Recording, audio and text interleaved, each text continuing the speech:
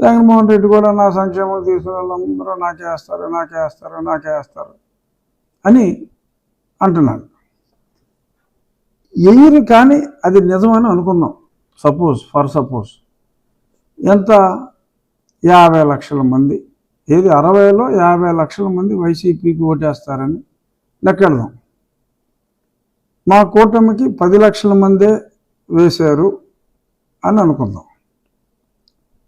అంటే 60 లక్షల మందికి పథకాలు అందిస్తే మహిళల్లో ఎక్స్క్లూజివ్గా 50 లక్షలు మోసగాడికి, మంచివాడికి 10 లక్షల మందే వేశారు అని అనుకుందాం.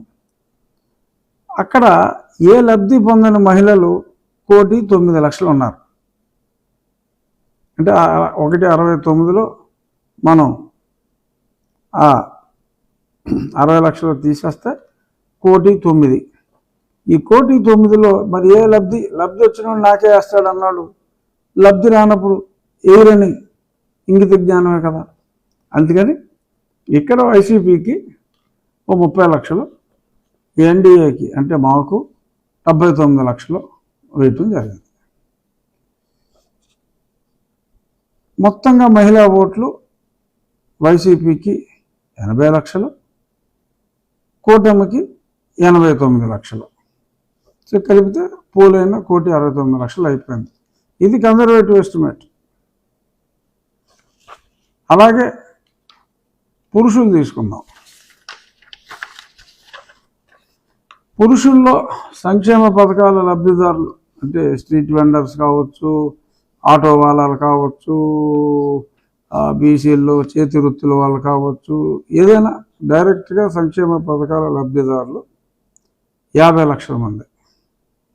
ఇందులో నేను 50-50 వేస్తున్నా. వైసీపీకి 25 లక్షలు, ఎన్డీఏకి 25 లక్షలు. ఎందుకు వేస్తున్నానో చెప్తా.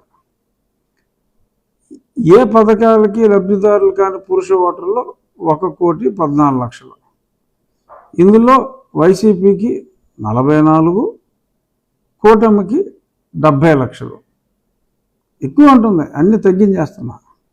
సో మొత్తం పురుష ఓటర్లు వైసీపీకి 69 లక్షలు, కూటమికి 95 లక్షలు.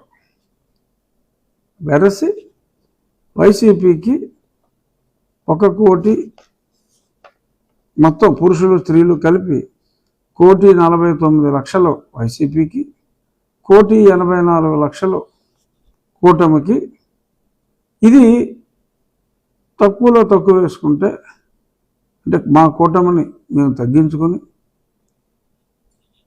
తనకు తాను తగ్గించుకున్నవాడు హెచ్చింపబడుదుడు అని చెప్పి బైబిల్లో చెప్పినట్టు మమ్మల్ని మేము మాకు పడిన ఓట్లు తగ్గించుకొని జగన్మోహన్ రెడ్డికి పడిన ఓట్లు కాస్త పెంచితే ఇది 1,49,00,000